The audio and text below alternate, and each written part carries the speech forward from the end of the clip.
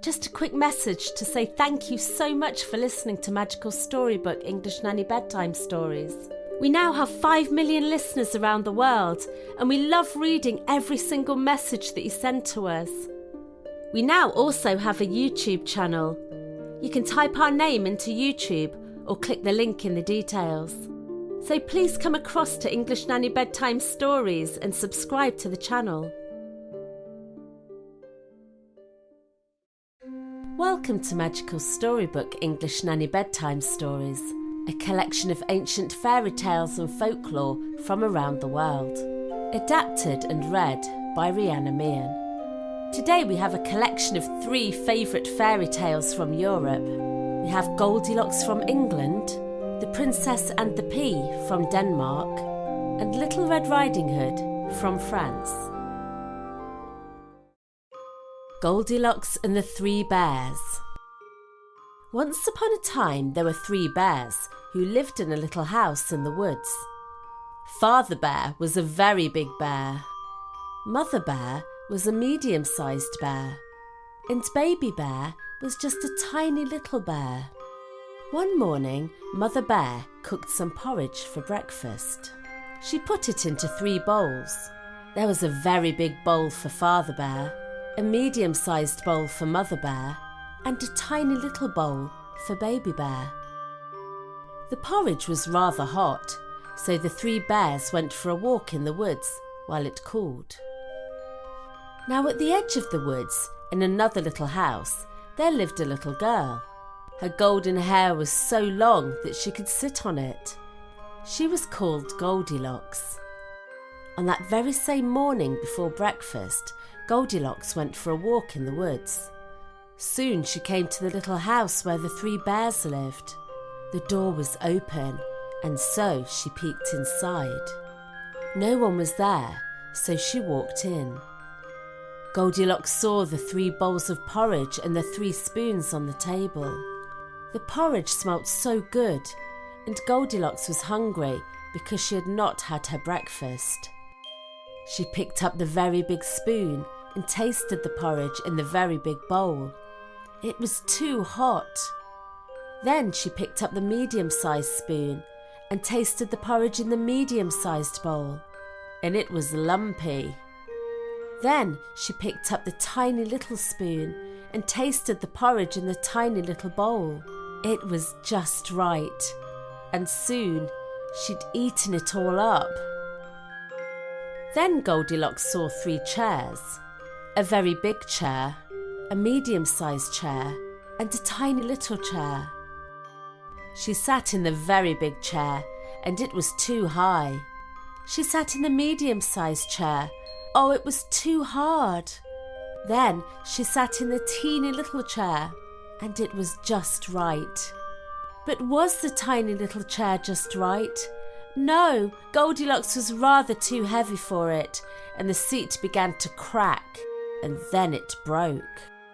Oh dear, Goldilocks had broken the tiny little chair, and she was so sorry. Next, Goldilocks went into the bedroom, and there she saw 3 beds, a very big bed, a medium-sized bed, and a tiny little bed. She felt tired and thought that she would like to sleep, so Goldilocks climbed up onto the very big bed. Oh, it was too hard. Then she climbed upon the medium-sized bed. It was far too soft. Then Goldilocks lay down upon the tiny little bed. It was just right, and soon she was fast asleep. Soon the 3 bears came home for breakfast. Father Bear looked into his very big porridge bowl and said in a very loud voice, "Who has been eating my porridge?" Mother Bear looked at her medium-sized porridge bowl and said in a medium-sized voice, "Who has been eating my porridge?" Baby Bear looked at his tiny little porridge bowl and said in a tiny little voice, "Who has been eating my porridge and eaten it all up?" Next, Father Bear looked at his very big chair. "Who has been sitting in my chair?" he asked in a very loud voice. Then Mother Bear looked at her medium-sized chair. "Who has been sitting in my chair?" she asked in a medium-sized voice. Then Baby Bear looked at his tiny little chair. "Who has been sitting in my chair and broken it?" he asked in a tiny little voice. Next, the 3 bears went into the bedroom. Father Bear looked at his very big bed. "Who has been lying on my bed?" he asked in a very loud voice. Mother Bear looked at her medium-sized bed. "Who has been lying on my bed?" she asked in a medium-sized voice. Baby Bear looked at his tiny little bed. "Here she is!" he cried, making his teeny little voice as loud as he could. "Here's the naughty girl who has eaten my porridge and broken my chair. Here she is!" At the sound of their voices, Goldilocks woke up, and when she saw the 3 bears, she jumped off the bed in fright. She rushed to the window, jumped outside, and ran quickly into the woods.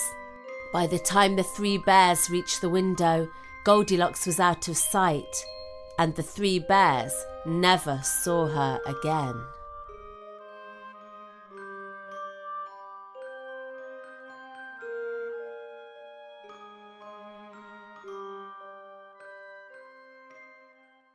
The Princess and the Pea.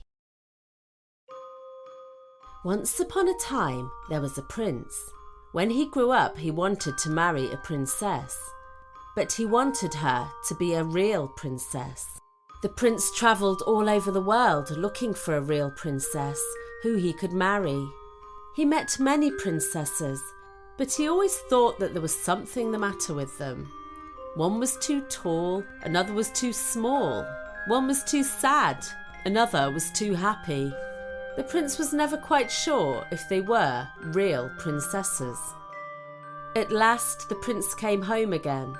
He was very sad because he did want to marry a real princess.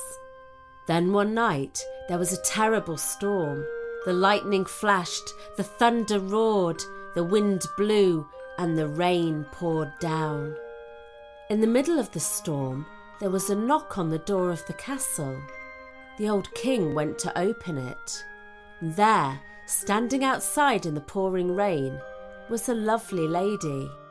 She might have been a princess, but she was so wet that it was difficult to tell. Her hair was so wet that water was running down onto her face. Her clothes were so wet that the water was pouring out of them, and her shoes were so wet that the water was running in at the toes and out at the heels. The king led the princess into the castle, out of the wind and the rain, and there she stood in a pool of water. The prince could not believe his ears when he heard her say, "I am a real princess." The old queen heard her say, "I'm a real princess."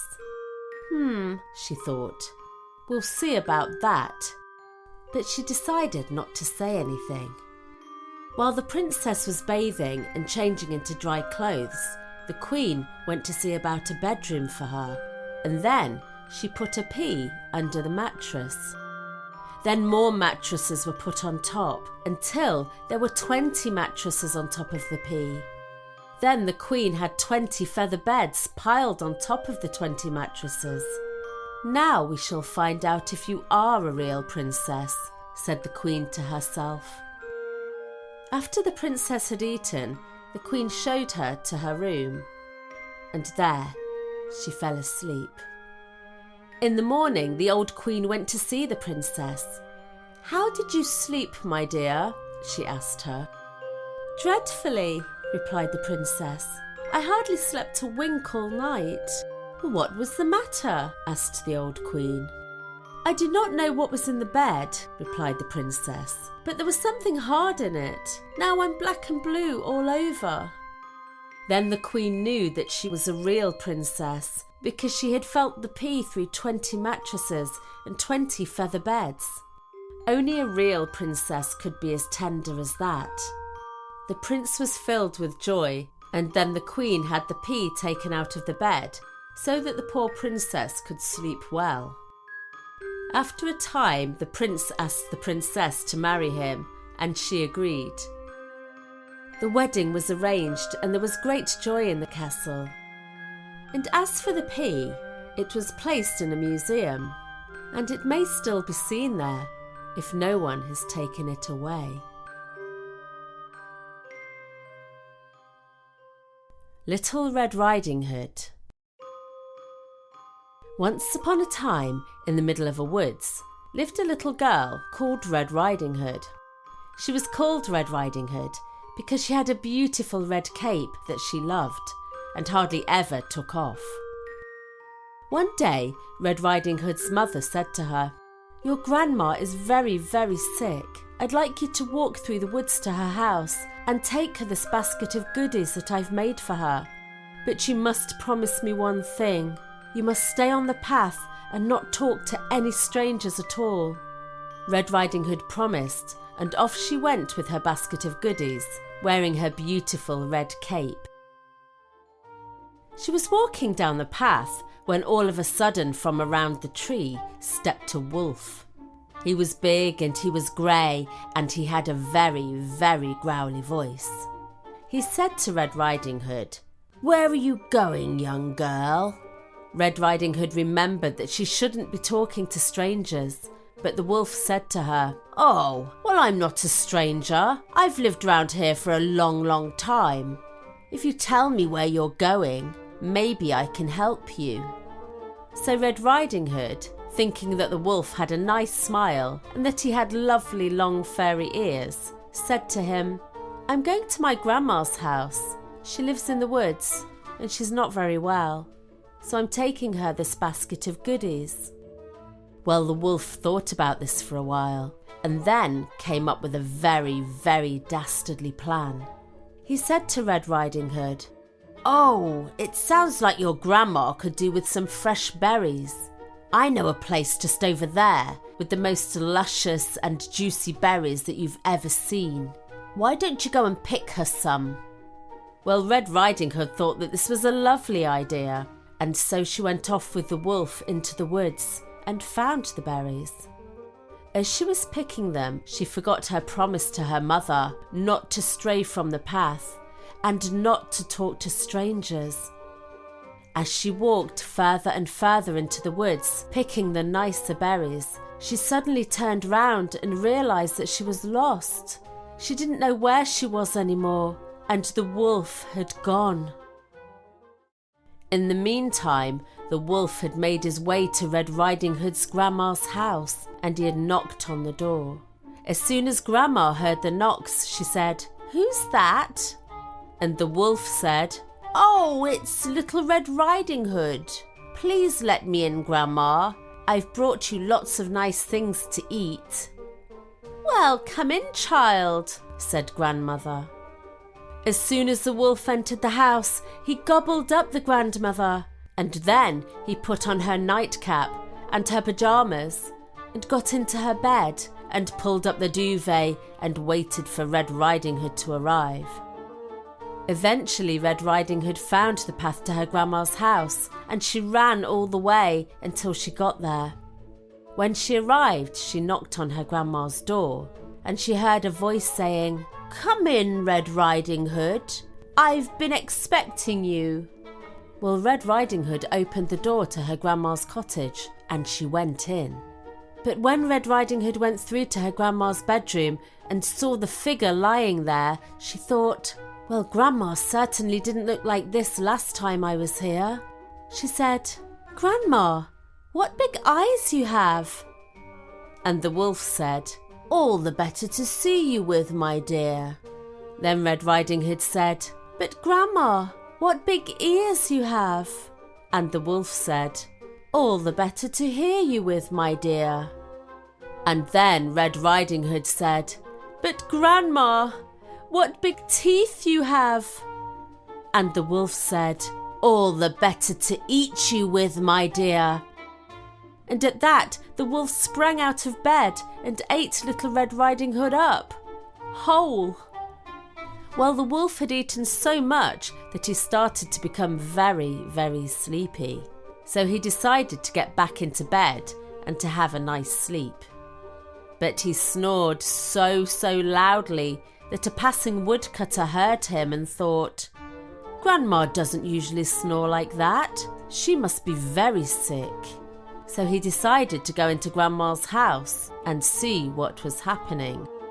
When the woodcutter saw the wolf lying in Grandma's bed, he became very angry, and he shook the wolf awake and said, "What have you done with Grandma?" And the wolf was so shocked that he became sick, and out popped Grandma. And then out popped Red Riding Hood. The wolf was so ashamed with what he'd done that he promised that he would never ever do anything so wicked again. Not only that, he promised that he would look after Grandma from then on. Every day he brought her berries from the forest. And after that, Red Riding Hood promised that she would never ever disobey her mother again. And they all lived happily ever after.